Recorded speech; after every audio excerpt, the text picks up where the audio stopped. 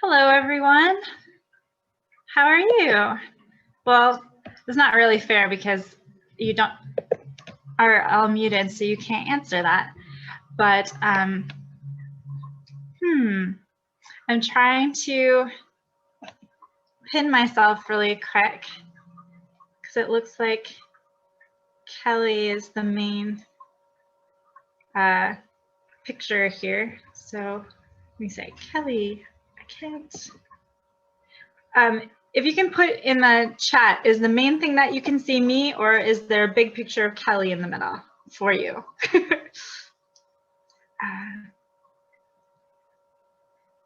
Seems.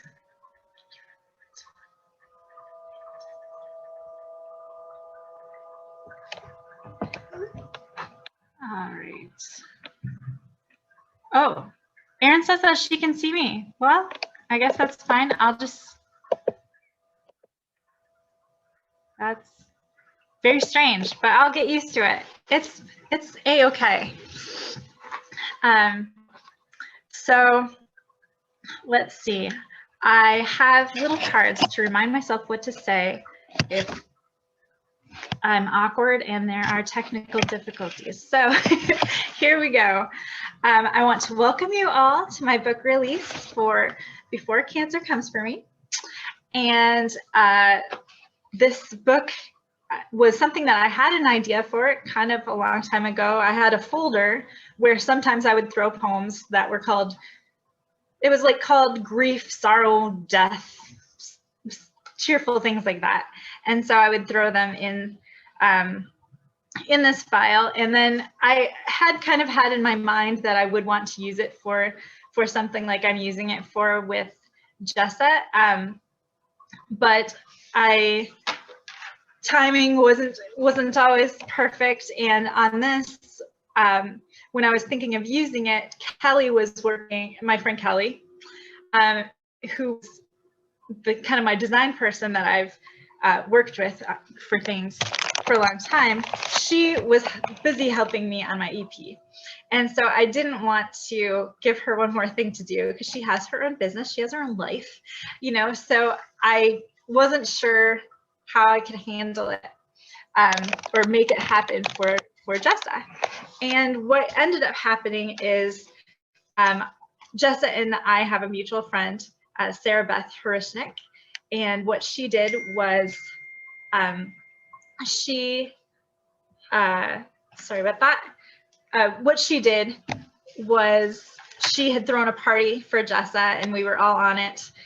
Well, me and her and a bunch of other like music-y people. And at one point in it, we were all kind of brainstorming on how we could help Jessa. And one person was like, oh, I'll cook you meals and bring them over. And I thought, that is not something that I could do well. And Tommy's the cook in our house.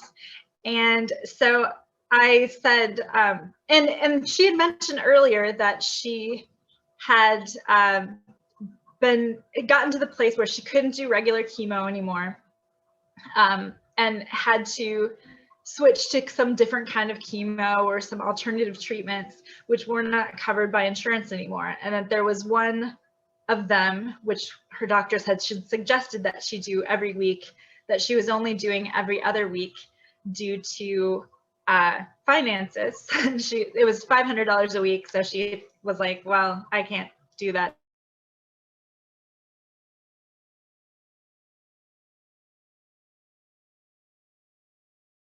So I was healthy, so I decided I would just bring it up as an option. So I just told her, I said, hey, I do have this poetry chapbook that I'd love to use to help you fundraise with, but I don't have access to a designer right now that can help me kind of take it the rest of the way so it's ready for publication.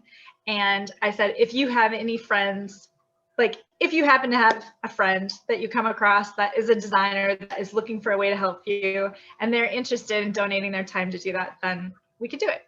And of course, Sarah, who's hosting the party or hosting the Zoom party, says, I'll do it.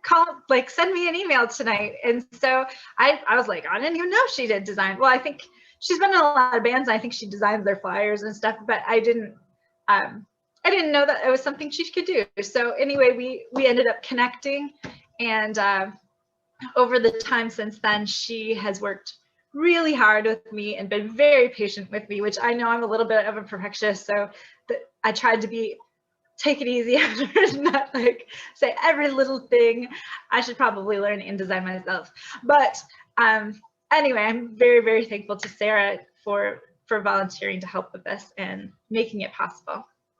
To give you just an idea who Jessa is in my life, Tommy grew up with her, sort of. Like he went to this camp that her parents ran, and he went when he was in grade school, but he also went when he was older and even was staff there at some time. So he doesn't even know when they met. They were just kind of like, she was a person in his life, you know, and as adults, I think in 2015, he told us we should be friends, if I remember right. So every once in a while, there's somebody, Tommy will be like, you guys should be friends. And which I admit sometimes I need, because, you know, I did move back here in my 30s. So it takes a little extra to, you know, get that motivation and go be friends with people sometimes. And so we were friends, and I can't remember the first thing that we did, but I think one of the early things that we did was we went to this open mic it's called the Moto Eye, and she performed, and we were talking, and I had suggested, or I don't know whether she brought up that she should record or that I did, but then I told her about a couple of our friends, Noel Tate and Matt Patrick, who were great producers, and before I knew it, in the years that between then and now, she went and she recorded with Noel Tate, and then she went and recorded with Matt Patrick, and she just kind of took it and ran with it. So that was pretty exciting. And she has a friend, Lisa Schaefer, who set up a I'm jumping ahead. Okay, so we're friends. Then, and we also were in a writers group that I had for a while together, and she's even recently started coming to my church right before the COVID stuff was all happening. She was kind of before the pandemic, she was already kind of dealing with a divorce and 3 children, and just, you know, life was not the easiest. And then COVID happened, and then she received a stage 4 liver cancer diagnosis on top of everything else. So it was just, you know, all the COVID, all the other stuff didn't make me cry, but that made me cry. And anyway, her friend Lisa Schaefer set up a GoFundMe for her, and their goal, I don't know if this was their goal at the beginning, but right now it says $35,000, and they had estimated at the beginning that it would cost $4,000 extra per month for her medical stuff. It turns out, and she had only been given 6 months to live at the beginning of this. I didn't know that at the time, because she doesn't think that doctors should share that with you because they don't know, right? I mean, I have plenty of people that I know that were given, you know, here's the dates you can live, and have lived beyond that. But so that was about 11 months ago. So clearly they were wrong in this case, which we're happy about. But she has been getting, things have been getting worse and more pain.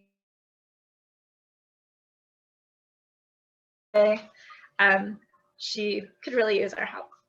And I'm just going to share that is unstable, so I hope you can still see me. Right now you're muted, and what I'm basically going to do is I'm going to read the poems, and then I will, but the chat is open for everything. For the question and answer, whatever between the poems, you can either put it in chat, or you can raise your hand, and you can do that by, well, on my screen anyway, it's under reactions, and then it has like a little thing that says you can raise your hand, so you can click on that. and then I will unmute you and you can ask your question or whatever. And the chat is, you can say things that everyone can see, just so you're aware. And I think that covers my stuff that I say up front. So I'll just, oh, and I also have some slides. So I'll show you some interesting pictures, just of the people involved, and also some hairstyles of mine that maybe I didn't want to share necessarily, but they went into the story. Anyway, this first poem is called Cancer. Cancer. I am terrified by death in all of its forms, and most of all in cancer, the wasting rushed thief who rifles through our most precious possession, life, and steals one ability at a time. Walking, standing, clear thought unclouded by drugs, and last of all, the ability to breathe. And why? Why fear when life is here today? I fear because I do not live as I should. I do not grasp moments at hand with both hands as I should. And any day, any chance of future action could dissipate entire. The option cut off mid-flight, falling to earth to thud convincingly on the chest of one left behind. I have been the one left behind. I have been the girl whose former roommate was surprised by cancer for a second time. Even before that, her body had been slowed by its first advances. She blinked somehow longer than anyone else. I should have known. I had a dream the morning she died. There was a swan in the dream, and there was a scorpion. The scorpion attacked, and the swan fell. It fell with a terrible thump on my chest. Then I woke, and I read the email. I am always a step removed. I have never seen anyone die, never held their hand at the last. Someone is always trying to protect me from that. Grandma was the first, and she became so thin, her legs under the robe looked like a girl's. And she cried with me. Everyone since then has been too strong for that, or maybe it was her strength that allowed me to let me see her weakness. She was the only one from whom I had a proper goodbye. She wrote letters to her grandchildren in order, and I was the oldest. She didn't get through all the letters, but it was something for her to have tried. Lately, it has been a race around me. First, my friend Robert with pancreatic cancer. He's been fighting it for 6 months since I've known. Boating about and smoking cigars while deep sea fishing in Florida. Tan and handsome as always, though shrinking considerably. Then my uncle. He died Tuesday. He had it everywhere, insidious and aggressive. He magically seemed quite normal most of the time when I saw him, though confined to a wheelchair or bed. Thank God for the drugs. On Wednesday this week, before I'd even found out my uncle had left the earth, my office gathered to discuss a colleague who had found out that day she had metastasizing pancreatic cancer. It is rumored to be the fastest. Cancer did not miss a beat. And now I can't sleep because I'm not ready to die. Who among us is ready? It's as if there is a specter whispering carpe diem in a morbid sort of way, flipping the hourglass and pointing out the finite grains of sand. I believe in eternity. I believe all which thy child's mistake fancies as lost, I have stored for thee at home. I believe that something better lies beyond that hill, with sunset's glory shining. But whatever it is, it will not be this side of the hill anymore. It will not be what I'm used to. It will not be us together, not in the same way. If I leave, I might be still so close to you I could touch you, and I might know it, but you might not, and you will still be in time. Maybe it will seem only a second has passed to me before I see you again. But you will have to live each day before the next, and maybe thousands and thousands of days before we are together again. All will be well. All will be most well. I have poured out my fears this lonely night. I have told the truth. I am angry and lost and tired, and this is all normal. I have no plan, only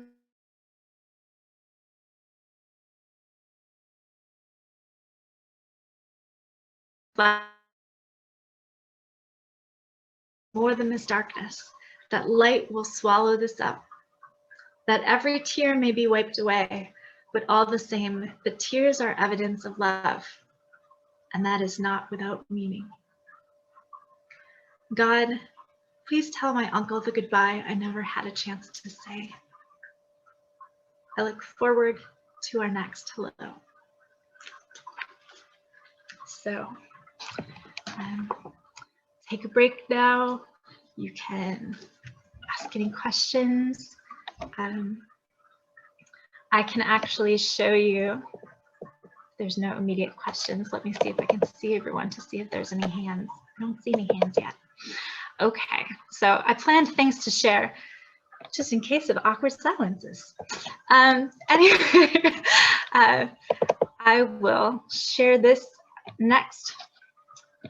I have a couple slides here to share with you. This is Mara. She was my roommate in New York, and she wasn't my roommate for very long. I think that my main roommate for most of the time I lived in New York was this girl named Julie Bell, and she was a singer, and so she would go and sing on cruise ships, and while she was gone on cruise ships, I would get a temporary roommate that would come and sublease with me, and I believe that that was probably the case with Mara. And this is us. We were getting ready, and I took some pictures of her while we were getting ready for the Fellowship in the City Christmas party, which in the foreground of this picture at the bottom, that's my friend Raul, and I don't know if they were married yet, but that's his wife Anne Rojas, and they would throw. He would always throw these parties that were huge and crazy on New Year's or around Christmas, but I think it was usually fell around New Year's. But yeah, so one of the things about her is she was an admin that was like a super admin, and I think the company that she'd worked the most with was this company that was a really big deal as far as dance companies. I think it was like the Arthur Miller Dance Company, or some, I'm not sure exactly. I don't know much about dance companies, but anyway, so I feel like that was why she was represented as a swan in the dream. Maybe it's connected to Swan Lake or some idea. Not that, I don't know that it was that kind of dancing. I think it was like ballroom or that sort of dancing. I don't know. But and these are pictures of me when I was a baby with her, and then also pictures when I was a preteen. These pictures I usually like to keep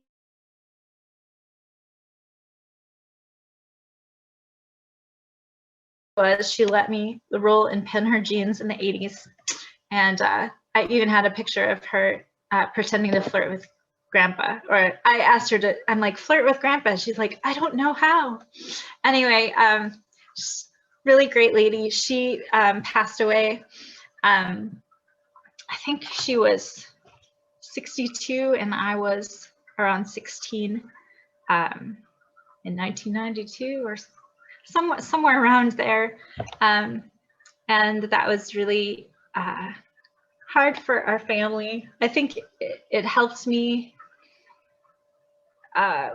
with it just because I did get to see her when she was sick, like I talked about in the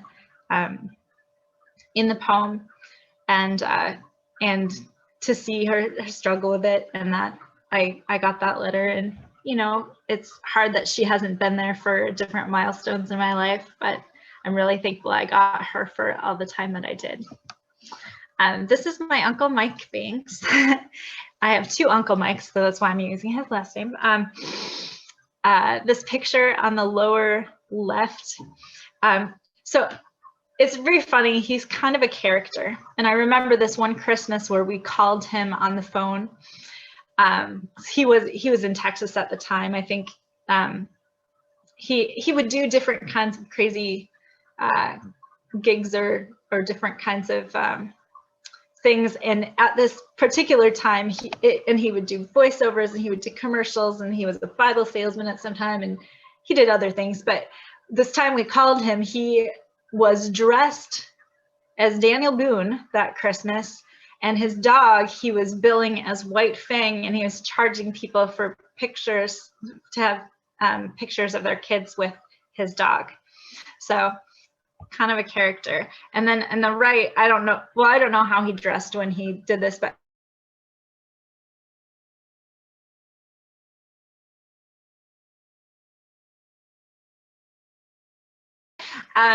he was a poet down in Deep Ellum, Texas, and he was actually a 5-time slam poetry winner or whatever. And so I think that is all of the slides I have to share for this. And then the quote that I used in the poem, the all which thy child's mistake fancies as lost, I have stored for thee at home, is from the poem The Hound of Heaven, which is by Francis somebody, I think. I can't remember his name, and I did mean to look it up before we came to this, but as you know, this has kind of been a rushed process, and so there are some things that that got lost in translation, and I did not have a chance to look that up. Anyway, I think that might have been a poem that my uncle had memorized and was quoting to me, because when I had always hoped, when he moved up to Minnesota, so before he passed away, like, he was in the hospice, and I could visit him, and we would go through and his computer and try to find his poems, and he would quote things to me that he remembered sometimes too. But a lot of his poetry got lost because his house had burned down at some point. And he had a whole book that he'd written that got lost. And so at the time, I was very young, and I was like all about minimalism, and I almost envied him that his house had burned down, which is a terrible thing. But like, now that I've grown up, it does put some onus on you to like get your work out there into the world. So then if your house burns down, it's at least already out there. You've you've done something with it. But yeah, so any questions about anything? If not, I will move on. Checking for hands, seeing lovely faces. Okay, I will get rid of that card and read the next one. Okay. So the first and second poems, these are the two long ones. So this is my other long one. This one is called Robert. Oh, I was going to show you the picture of Robert. I'll show you real quick before. So that's Robert. Oh wait, I think I just showed myself and didn't show you. Let me go back here, share screen, show you really quick, and then I'll unshare. So that's Robert. Anyway, drastic. I was feeling drastic when we met. I had told my mother I was going to shave my head when I left the house that day. Her protestations bent me enough that I only had you give me the shortest bob I ever dared. I was not a girl given to going to hairdressers. We bonded over Chicago. You were there at times, and I was going to school there. We thought we'd connect sometime. But then next time I was in Minneapolis, I couldn't find you. You were the only person I trusted with my hair now that it was short. It was a long time before my persistence caught up with you. You had been away in treatment. Your responsible cocaine use had caught up with you. Another time would mean death. You stopped forever. I thought of you in my mind as a Jose Ebert type. He was a hairdresser on a show my mom watched with a similarly lengthy ponytail. You were much taller than him and had a Harley that I was determined to have a ride on. That never happened. We kept in touch, and after I'd shaved my head for real in my early 20s, I cut it myself as it grew back.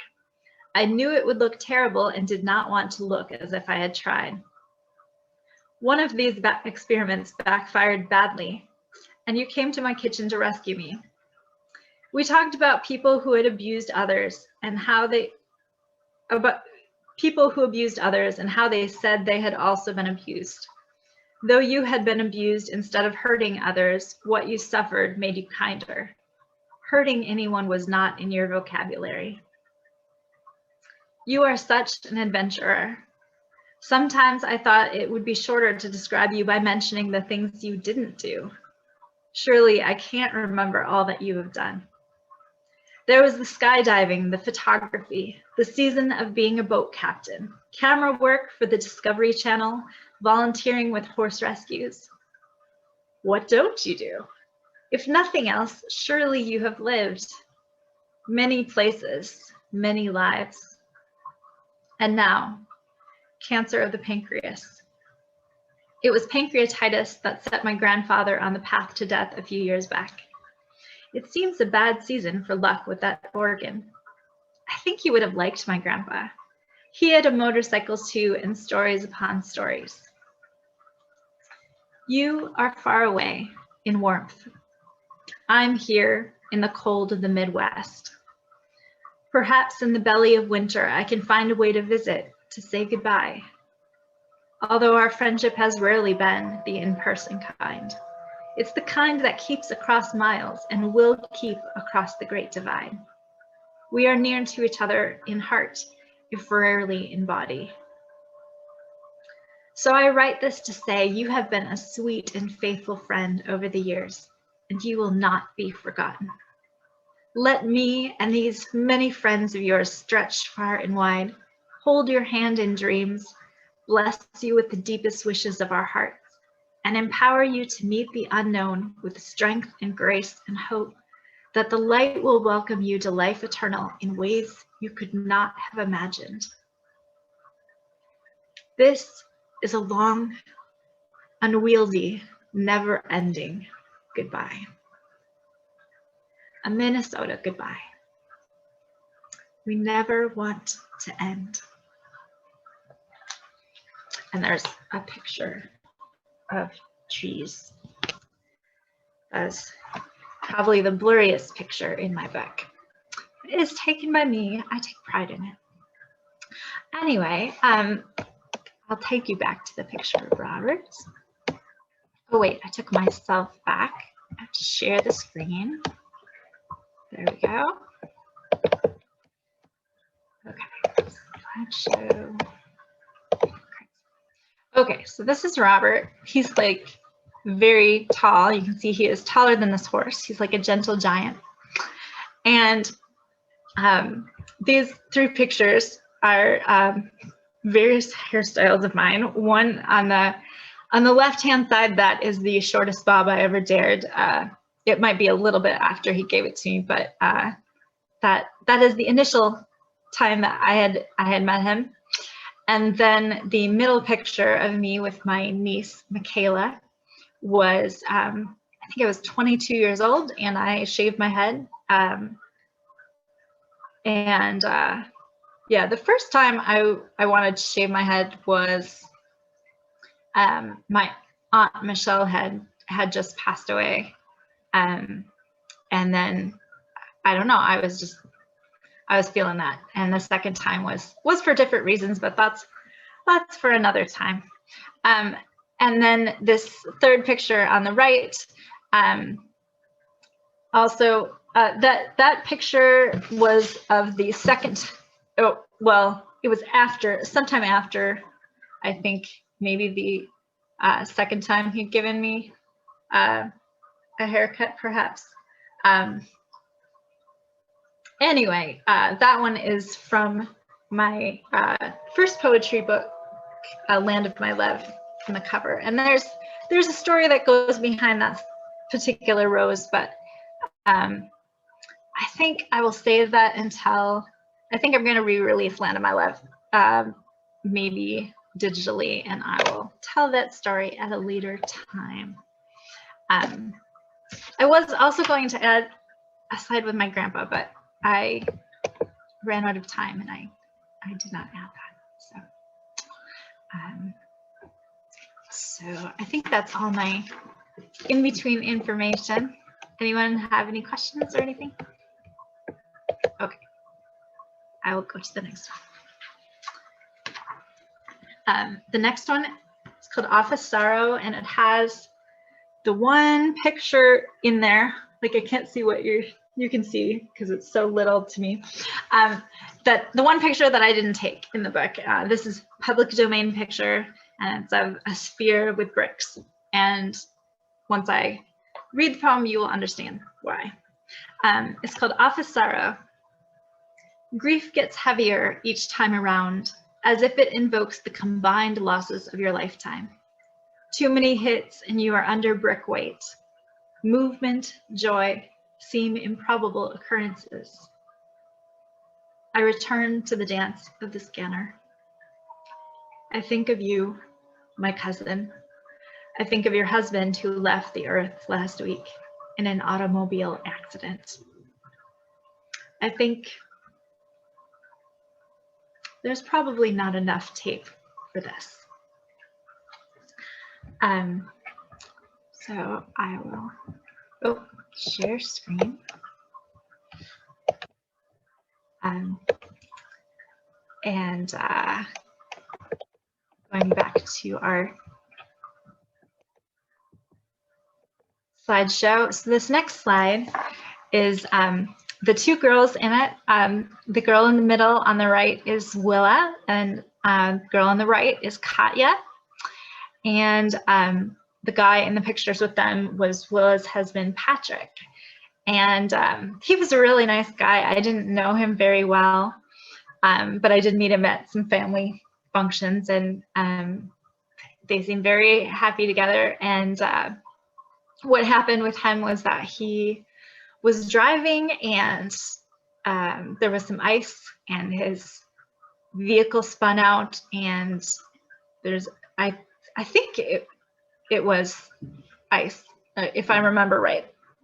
I don't know, it happened far away a long time ago, and my memory might not be absolutely right, but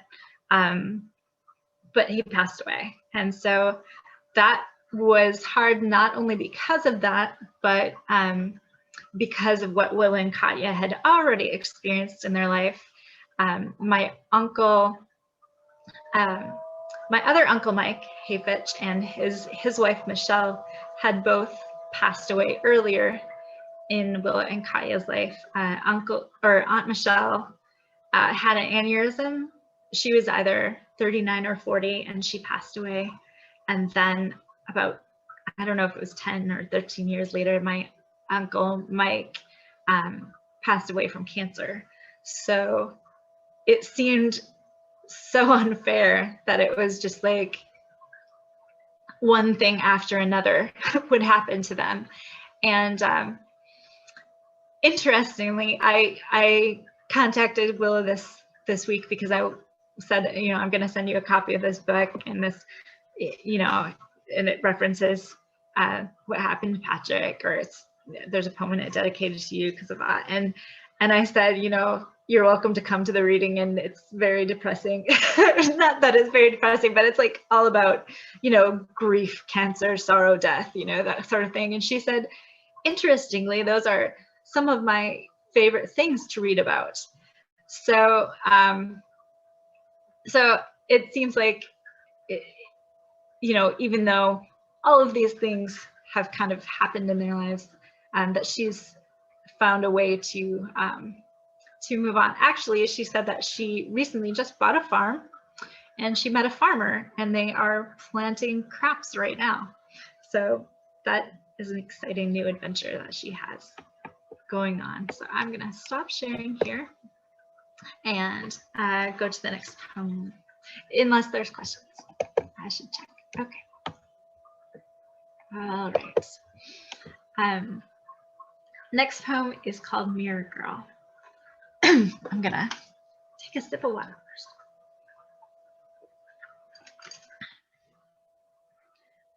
Mirror Girl. Bottling your sadness only pushes it deep down underground and causes earthquakes later on. System shutdown happens when the cogs of the machinery are crowded and clogged by too much input and no release. Sometimes you gotta be strong for the other guy or for your kids, but other times you are alone and you need to let the dam burst. I am giving you permission to be weak, Mirror Girl. I am giving you permission to wail out your heart and be as angry as you want for the dead and the dying. You believe in the other world and in its goodness.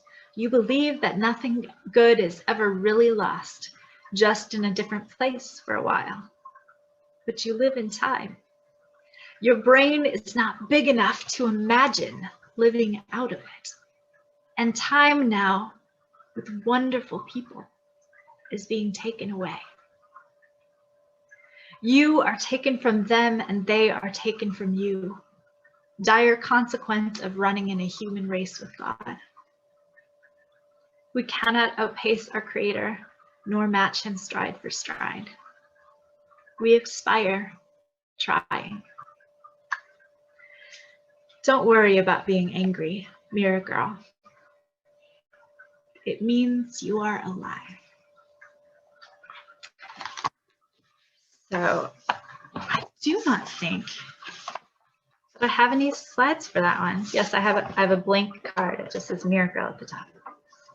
So unless you have questions, I will move to the next one. So, okay, I don't see any hands.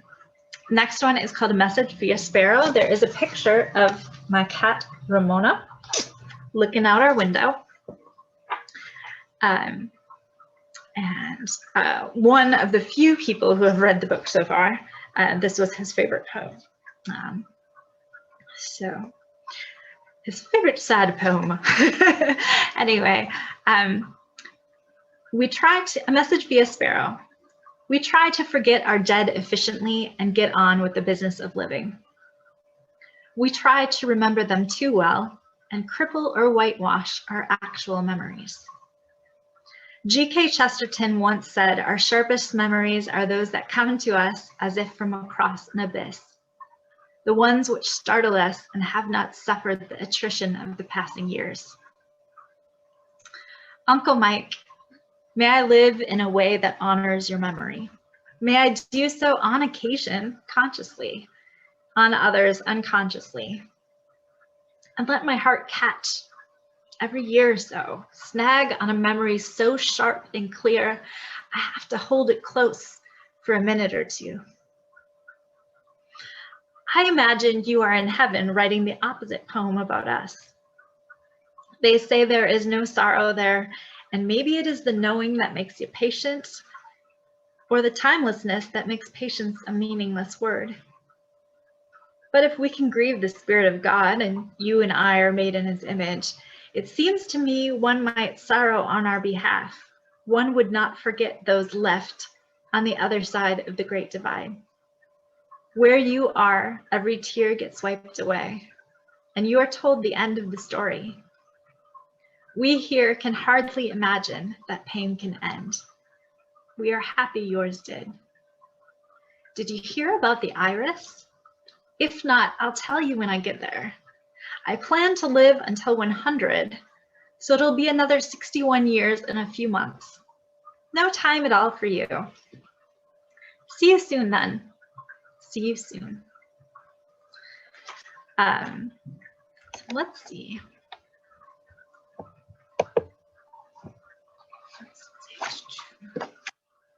story of the iris. Next one.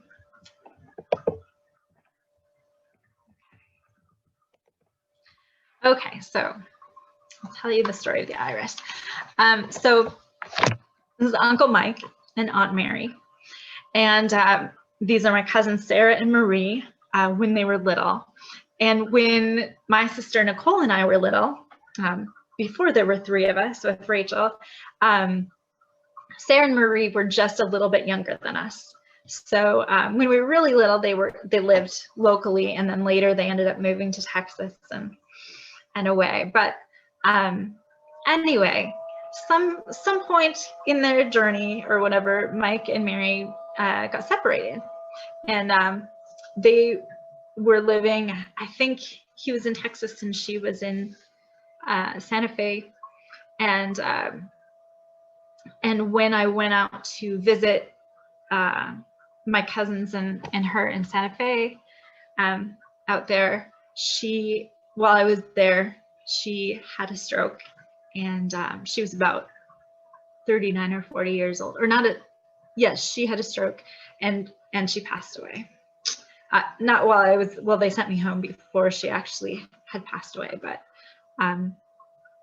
so that was quite a long time ago. I think I was 19 then, and then my uncle passed away in 2015. So anyway, the story of the iris is that my Aunt Mary's sister planted this iris next to her burial site, which is in this picture here, and it had never bloomed. In 18 years, it had never bloomed. And then I'm going to have to rethink having worn mascara today. Anyway, Uncle Mike had asked that his ashes be buried next to Aunt Mary's ashes. And when they, put him there as well, that was the first time the iris bloomed, and it bloomed a deep purple 18 years later. So that's kind of a cool story. I like it a lot. And the thing about living to 100, I don't know, I have that in my head. Maybe I do have an ancestor that lived to 109, like a great grandmother or something. She was one of the first girl child born in Minnesota or something like that, and she had her hip lanced by one of the male brothers or something. She did quilts until even after she couldn't see colors anymore, she would just do darks and lights. She kept quilting. Anyway, she was a badass. But so that's why for whatever reason, I'm planning to live a long time. Who knows whether that will happen, but you should go have goals. I'm wearing I thought I should wear a shirt that is a little lighthearted since we're talking about such heavy things. So this one says, I'm not like most teens, I'm in my 40s. My friend Scott loves it so much. I thought he would have been very excited because my dental hygienist was teasing me about being a teenager. And I was actually, the weird thing is I don't wear this shirt that much. And I was wearing this t-shirt under my sweater that day. And I was like, did she see my t-shirt? I'm like, no, it's been closed the whole time. I was like, Scott would laugh at that story. But anyway, yes. So I think that covers everything on that one. I'll check through for questions. No questions. Okay. Next one is the open mic in the sky. You wrote to see if I had a poem in me. Actually, 3. Let me see. A friend is missing. Okay, by all accounts, a mere acquaintance, but a poet acquaintance, which means he is part of a special family. One of kindred spirits, not merely blood. Without knowing a month had passed since his last sighting, I had pulled out a poem from a few years ago, back when we merry group of poets met often and productively, and I'd added it to those I'd like to share sometime at a reading. I don't do covers often. It says something. Last friend we had who disappeared left the earth, and I can't bear to think that. On top of this, tomorrow we bury my uncle, another poet, another person leaving the earth to participate in a much better open mic. I often think of open mics being more church than church. We tell our secrets more honestly. We speak our sins and fears and joys more fearlessly and more completely. More faces on the stage equal more stunning facets of the face of God, and I can see him clearer.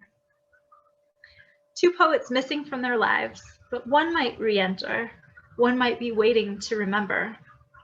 I am praying that he will. I have a picture on that page from, this is a sculpture from the Franconia Sculpture Garden, I believe. Let me see, what did I have written down here? Okay, so the reference to 3 poems is from, there was a Facebook 3 poems in 3 days challenge, I think. The missing poet was found. I don't have communication with him or permission to share the circumstances surrounding his disappearance and reappearance, but he is doing good by all accounts, as far as I can tell. I ran into him on the street a while after that, and we had a good reunion. The statement about how I don't do covers often is I have kind of like a low-level snobbery about it, like, oh, you do covers when you're not talented enough to come up with your own stuff or whatever, which, you know, isn't always true. Some people do covers and they do them better than the originals were even, and but I tend to avoid doing them. Anyway, yeah, I think that covers everything for that one. I didn't have any pictures or anything related to that. The next one does not have, or let's see, I didn't check everyone to make sure, no hands. Okay. The next one does not have a title. It's over a picture of a lot of plants that are in pots or in coffee cups, and they are mostly alyssum and bachelor's buttons, if you like knowing those things. Some of my first experiments with growing things were those kinds of plants. Anyway, short poem. I can't balance all of these sorrows, like an adept acrobat with hot potatoes always in the air, never held long enough to burn. You, the great juggler, engine into the scene and indicate some letting go is in order. Recently, so I didn't even realize this so much, although it's just come to me sort of recently, that the image of the great juggler seems to be a recurring theme for me. I'm in a Bible study where some girls and I are studying the letter to the Hebrews in the New Testament, and there's this verse that reminds me of it, where it says, talks about Jesus being the glory of God and imprint of his nature, blah, blah, blah. And then it says, he upholds the universe by the word of his power.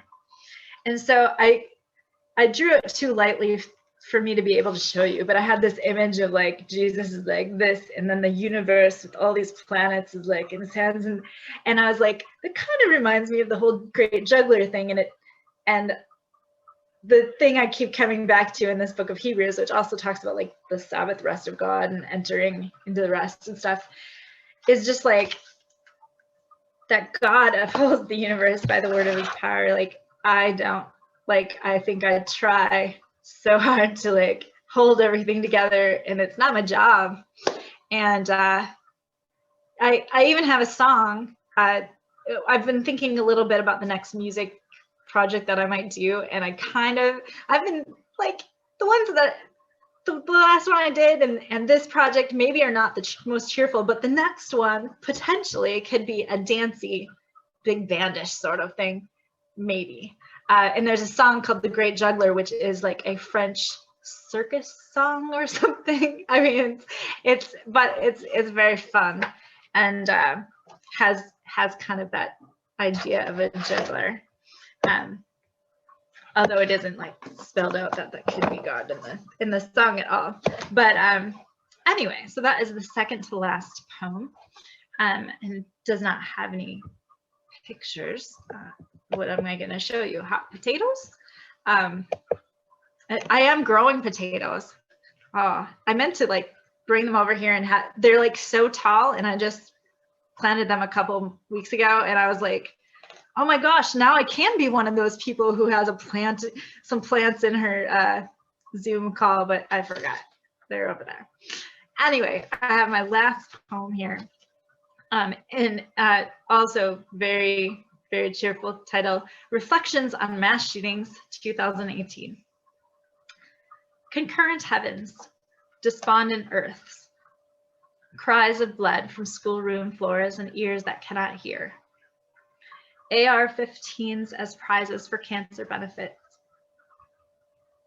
Shall I help save you who are endangering the world? Or does the turning of my back save a generation who didn't start the fire? There is a distinct argument to be made for defense mechanisms, for mechanisms in place to drown screams because they never stop. And we cannot function with all our adrenaline flowing constantly. It breaks us down. And an equally strong argument to listen to the screams because this is the dark reality for so many people. Listening is what motivates us to address the dangers. Pray for a shredding. In the upturned soil of your hearts, change can grow. It seems a delicate highway must be traversed, a river of input and output, so the sorrow doesn't stop here, but is transformed into good going out into the world. We can't bring back the dead, but perhaps we can reflect their light as they leave, refracting it into a many-hued rainbow of glory, a story that says, we heard what you were saying, and here is our answer. We have a dream.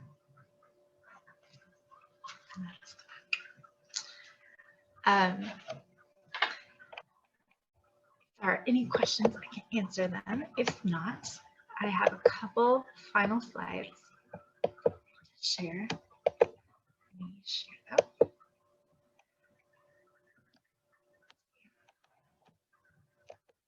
Okay. This chapbook is dedicated to 3 groups of people. One is those I have lost to cancer, which includes my grandma artist Mary, my uncle Mike Hayfitch, and my aunt Michelle, who also passed away, is in that picture with him as well. My uncle Mike Banks, my former roommate Mara De Leon, my former hairdresser and friend Robert DeWitt, my friend Nyla Bassett, that's her with like our entire small group. She was like a member of a small group I was in the last couple of years, and our friend Ed Ackerson. But so they're all precious people. For some reason, I kept thinking of like, I was like, these people are all amazing people. It's like we're losing our best people. And I was thinking about that Bridget Jones' Diary speech where she's like, England is losing one of our top people, our top person or whatever. Anyway, I that was just in my head because of that. But these are some of our top people, and they are not here anymore, and that is hard. It's also dedicated to friends that are now cancer-free, of which Pastor Tom Robbins, who is one of the first pastors, he's on the left here. He's one of the first pastors that I helped plant a church with down in Chicago. And he played guitar, and he rode a Harley, and he wore black jeans and always kept white Tic Tacs in his pocket. I say this like he's past tense, but we're not in touch anymore. As he's retired, and I don't know, they kind of live a little bit off the grid. But he had written a book, The Day I Was Blessed with Leukemia, I think the book is called, which is a weirder name than my book's name. Which, while we're on that subject, I'm not expecting that cancer is going to come for me, but death will come for me at some point, as with all of us. So that I thought it's worth writing a book that thinks through mortality in general. And then Peter Wooler, who actually was, this picture of him on top is from like 20 years ago. I've known him since I was like, probably like 20 years old, because I did when I was doing my internship at Teen Challenge, they had scheduled me the second shift on Saturdays, or they had scheduled me the night shift, third shift on Saturdays, and then the second shift on Sundays, so I couldn't go to regular church. But Peter ran Source Ministries that happened to have like a Wednesday night Bible study, and that kind of became my church for a while. And he was actually Jessa's, he and his wife Jessica were actually the pastors of the last church that Jessa was at too. So we know them in common, and actually, so both of them, I mean, Tom Robbins had leukemia and outlived that, and Peter, I think it was like several years ago, and I don't remember exactly how many, maybe somebody on the call can tell me, but how many months or whatever he had to live, and it's years later, and he is 100% cancer free now. I also have another person that I know, but she's more of an acquaintance, but I knew her in California when I was out there living in Hollywood, and it was like 2003, and she was given 6 months to live. Well, that was then, and we did a lot of praying for her, I remember, but she married a friend that went to our church, and now they have multiple children, and they're living in Florida like 20 years later. So even if they give you like, you have this much time, nobody knows, like the story is not over until it's over. And then friends that are fighting cancer now. So Jessa, I'd mentioned to you about, and she's a very special person in my life, and I would love to keep her around. That's part of why we're doing this. And then Gwen, Gwen Rulli, she's also very special to us. She was actually my little assistant in Tommy and I's tiny little wedding that we had in the backyard. And I knew her because she was in the band Party House with Tommy when at the time that we were dating, and probably still when we were married. I don't remember the exact time frame, but yeah. So she's a fantastic person, and just recently got a diagnosis of her own, and she's undergoing chemo. And then Jody Royce is somebody from my work that I've known we haven't worked so much together in the last couple of years, and she's not the one that I'm referring to in the poem. She has ovarian cancer, which she normally has, like, unusual, I think, to last for 5 years or something, or it's rare. But she has, been fighting it and doing well, and just want to dedicate it to them. So if you want this book but you don't have it, the ways that you could get it is, if you live in Minneapolis, you can just go to the Eat My Words bookstore. It's $10 there, and they won't take anything out except for the tax and the credit card processing fee if that's used. And if you're not, and you just prefer to get it by mail, you could give $10 or more to Jessa's GoFundMe or her Venmo. My understanding is Venmo doesn't take any money. And then you just forward me your email confirmation at beforecancercomesforme@gmail.com. And then the link to the GoFundMe, if you're looking for it, is just on my website, christymary.com. If you know how to spell my name, you know how to find it on the books page. And then I will mail you the book. I have a couple thank yous. Like I was saying before, this is designed by Sarah Beth Horishik. She did a lot of back and forth work, and I really appreciated that.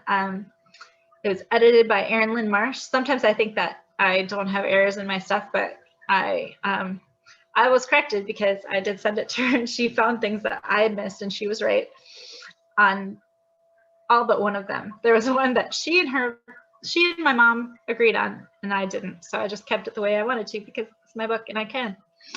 But seriously, Erin's been like my best friend for, I don't know, since I was probably like 23-ish. So that's a good over 20 years. And she's been a faithful friend and wonderful to have in my life.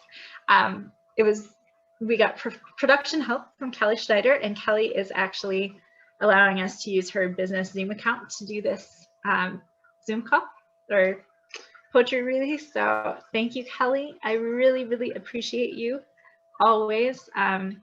She's been my partner in a number of projects now. We helped a friend of ours do a poetry book called Where the Paths Intersect, and then she helped me with the CD thing, and she's helped with this, and she helped me make a really cool thing for Tommy once that has like our wedding vows around a picture of us. It's beautiful. Anyway, she's very generous, and I love her so much, and we have a lot of fun adventures and stuff. So she also likes floaties like me. And then mailing assistance by Tommy Rabine. So whenever your orders come in, I make them up. And then Tommy's job includes him going to the post office a lot. So he always brings them in, and he adds little cardboards to them so that they don't bend in the mail and stuff. So thank you, Tommy. I so appreciate you. So that is all of the things, and I can stay on for a few minutes if anybody has any questions or anything they want to share or say. I'm around.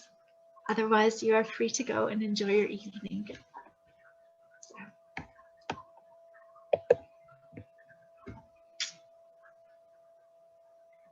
And actually, I could just, let's see. I'll allow participants to unmute themselves. So you can unmute yourself and say anything if you wanted to. It's so good to see you guys. Erin, thanks for coming. Shannon, thanks for coming. You're so far away, but it's good to see you. It's nice to feel like you're in my dining room. Yay. Yeah, it's lovely. It was really great. It was really good. Aww. Thanks so much. Christy. Have a good night. Yeah, see ya. Keep in touch. Good night. Thanks for coming, Tony. I appreciate you being here. I hope I did think of you. I tried to read slowly and emote. Use what you taught me. Nice job. So thank you. Aw, thank you, Naomi. I love that you love my shirt. It's great, isn't it? I love green as well. Okay. Tommy, Erin, Kelly, and me. Well, Tommy, I'll see you in a few minutes. Thank you, Erin. I'll see you. Thank you so much, Kelly, for all of your help. Good night.